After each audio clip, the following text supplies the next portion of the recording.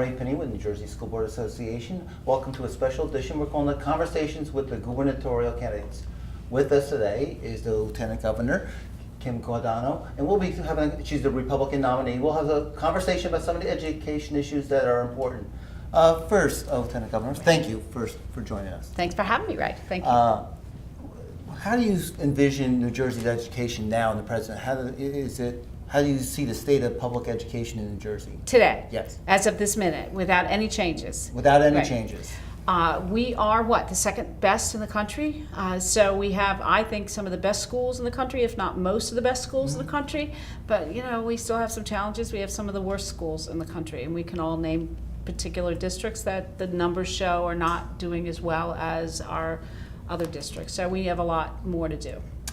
If you talk to school board members, school administrators, anyone in education, probably the issue that comes up first is funding and allocating resources to schools and to our students. Right. How do you propose to change it, if at all? Well, this year we put in, another $130 million. I'm sure the school boards are having a lot of fun right now trying to spend that money in the 2 months before school starts.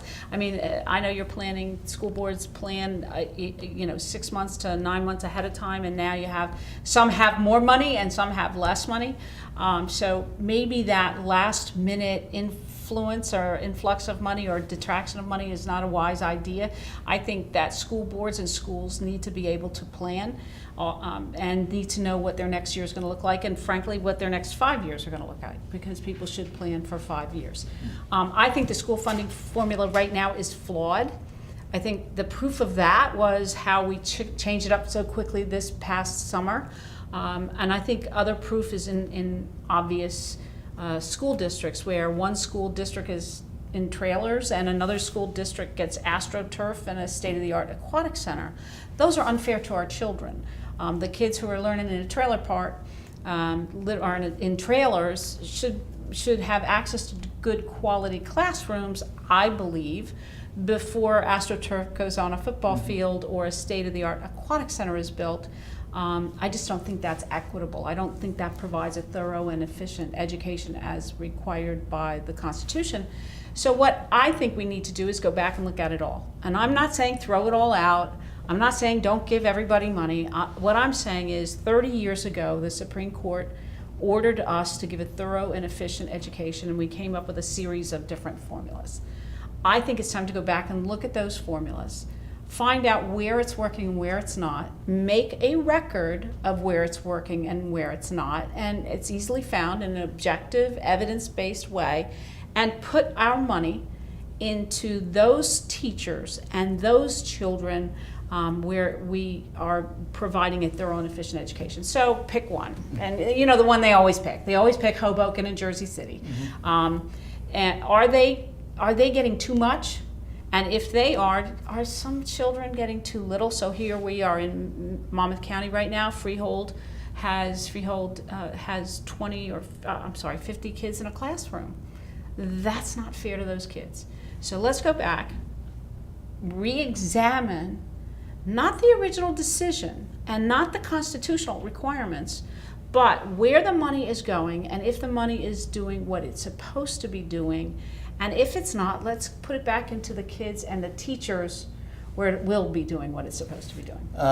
Everyone likes to provide funding for the education, but the state budget has always been a little tight, to say the least. How do we find the funding?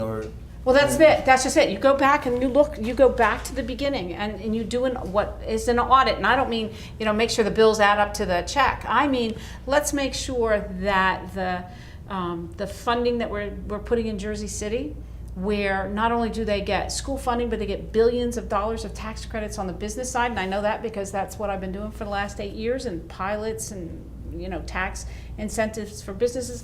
Let's just make sure they're paying their fair share.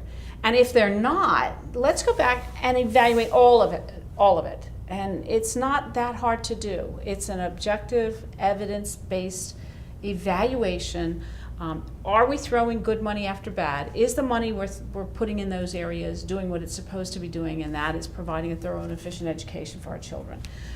I suspect the answer to that question is no, but I don't want to prejudge it. I would audit every single one of them, everyone, so everybody is equally advantaged. And then any savings, I wouldn't put back in Trenton. I would never send money to Trenton. I think that's a bad idea. Give it back to the teachers and the kids someplace else where the audit shows they need it. Following that up, you mentioned that we have great schools and we have areas where we can improve. New Jersey historically has looked at high standards, standardized tests to try to close the achievement gap, to try to bring everyone up. How do you view testing and standards? Right. Well, we've always had testing. My 17-year-old was lucky enough to be a freshman in high school when we did the park test, not once but twice in the spring. So he did nothing else in the spring. I mean, literally did nothing else in the spring but study to the test and take the test twice. That's not acceptable on any level. Teachers don't want to teach the test. That's not why they went into teaching, I suspect. I was a teacher for 8 years at Rutgers Law School. I did not go so I could teach the test. I went because I enjoyed what I was doing and people, I hope, learned a trade or a skill while I was teaching it. I hope that teachers that are public school teachers or private school teachers teach because they love kids and they love the sense of learning and they love the sense of a child, suddenly bursting with pride because a concept went off like a light bulb. And I think that teaching to the test is a mistake. Testing one whole semester, 2 whole semesters is a disaster.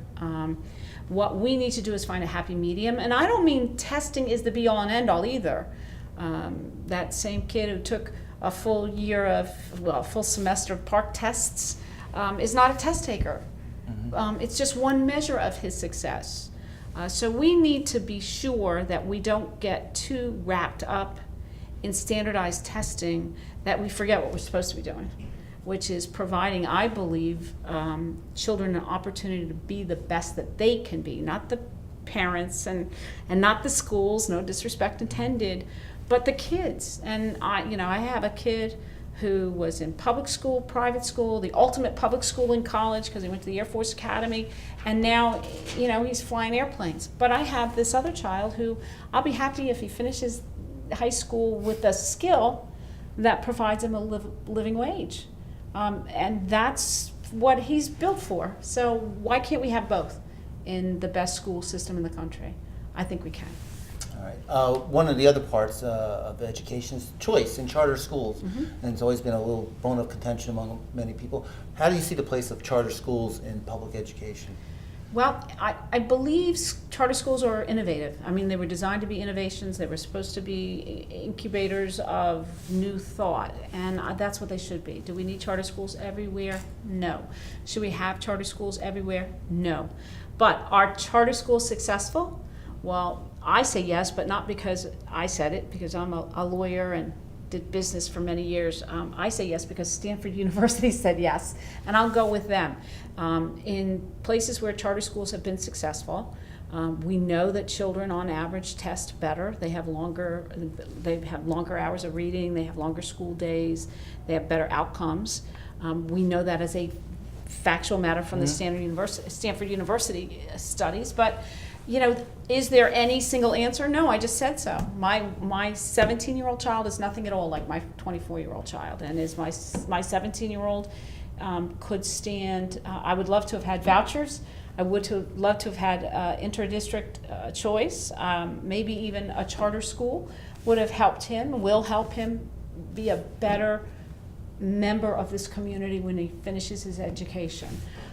Having said that, my oldest son was at a magnet school right here in Monmouth County, went to the Marine Academy of Science and Technology, gave him a great education. So I don't think there's any single bullet. I think it has to be a combination. I think we have to be careful how we do it. I think we need to fully fund our public school charters and make sure that they get the same advantages of everybody else. But charter schools have a place, but not every place. Would you, just a quick follow-up on that, with charter schools? Yes. Would you, as governor, kind of review the process for approving them and funding them? Just if you were governor? I think the charter school process should always be reviewed and funded, and it is constantly being reviewed and funded. I think we have closed in the last 8 years a number of charter schools that were failing, and I don't think anybody's been shy about doing that. We've opened a number of charter schools also, and nobody's been shy about closing the ones we've opened if they were failing. But charter schools are not funded to the same level that public schools are. 90% of that would be nice. That's not what's happening. So if I become the governor, then yes, I would insist on charter schools getting the funding that they're entitled to. Why? Because they're kids. It's not about the people that work there, it's about the kids. And if you're not fully funding those kids, they're not getting a thorough and efficient education. But again, it comes back to there's a small pot, we have to figure out the best way to spend it. Right. And I believe we need to go back and look again at how that money is spent. Not so we can pick winners and losers. Take the politics out of it. Bring the expert educators in. Bring the boards of education in. Bring the PTA in. Bring the supervisors, the superintendents, the NJEA. Bring them all in together and make sure we come up with a formula that's equally acceptable to everyone, with the number one priority being the kids. Not an easy task. No, it's not, but it's one that we all believe in. I mean, Right. fundamentally, when you talk to everybody, they all believe in it. Yeah. So that's a common denominator. If you do it in closed rooms and if you do it thoughtfully and respectfully, I choose to believe it can be done because it has to be done. I'm not going to ask you who you would appoint as commissioner of education, but the commissioner of education is, if you do, that's fine. I would. No. But what type of background and skills are you looking for in a commissioner? Because that's the point person for you to the education community. Sure it is. And it makes a huge difference, as we've seen over many, many years, many administrations. It makes a huge difference in outcomes in terms of your ability to change things in education. So the choice of the commissioner is crucial. And the bare bones outline I would have would be, first, I would like to see someone who's had experience in the classroom. A lot of experience in the classroom. What is it like to teach a kid in the urban areas? What is it like to teach a kid in a suburban area? One that has a family background, children that have family support system, children that don't have family support system. So someone who has been in the classroom, has the wisdom of teaching kids in the classroom, and then also an experienced leader, someone who understands all of them. I just listed all those groups, all of the various interests of all of the various groups, so that he can or she can incorporate all of that into a good Department of Education, if not excellent. All right, we're going 4 years in the future. Yes. You're governor for 4 years. Look back, maybe it'll be your re-election platform, but what do you hope will be your successes in education 4 years from now, or 4 years after you take office? Quite simply, I think it's to be sure that each child in New Jersey lives up to every ability that child can. Preferably 21st century jobs, a livable wage, a career career that they can enjoy and love, and also provide them an ability to move out of mom's house, that kind of thing. So how does that happen? It's got to be a panoply of solutions. Not every child's going to get a 21st century job. I think you've heard it already. I have all three in my household. So I would make sure that we started evaluating our children early to make sure to see what they could do, what they wanted to do, make sure we channel that, make sure they get those opportunities. I'm a big fan of vocational schools, career technical education, because I believe that not every child needs to go to college immediately after high school. May my mother not strike me dead for saying that. I think people need to get used to the idea of saying not every child goes to college. Not every child goes to college right away. And so I'd love to see the CTEs, used to be vocational schools, expanded and provide a livable wage for people. And I've been to many in New Jersey where they come out of high school with a certificate, and within a 50-mile range of that high school, they could get jobs that start at $40,000 a year plus benefits. That's fabulous. For an 18-year-old who doesn't want to go to college, doesn't want their parents to push them to a community college where money would be wasted, that's fabulous. Or they could find a job where they could get somebody else to pay for that community college or that four-year college, that would be fabulous, those kinds of things. So I think in 4 years, I would like to be able to say I have set up our educational system to meet the needs of the 21st century and also the needs of children who may not be going beyond the 12th grade. Make sure they have a livable wage. That I think would be enough. And if they're happy when they leave the 12th grade, and if they could have a livable wage, I'd be proud to do that. Be part of that. All right, education there's so many issues in education, and we have limited time. We can't touch on all of them. But what is the one thing we'll be sharing this video with board members and administrators and anyone who comes to our website, including parents groups. What is the one thing you want them to know about you and education? Well, speaking first just to the boards, I don't know how you do it. You run for office, you get on a school board, you give hours and hours of your time. Often people don't show up at your meetings, or worse, often hundreds of people show up at your meetings. So I would want to say thank you to the boards for serving. Every single member of the board serves in a way that is completely unsung and unappreciated. So somebody every now and then, and I know you do it as a group, should say thank you. Because we need you. We need you to help maintain that local nature of our schools. So that would be the first place. Then the second place is that I choose to believe that our educational system is already great, but it can be greater.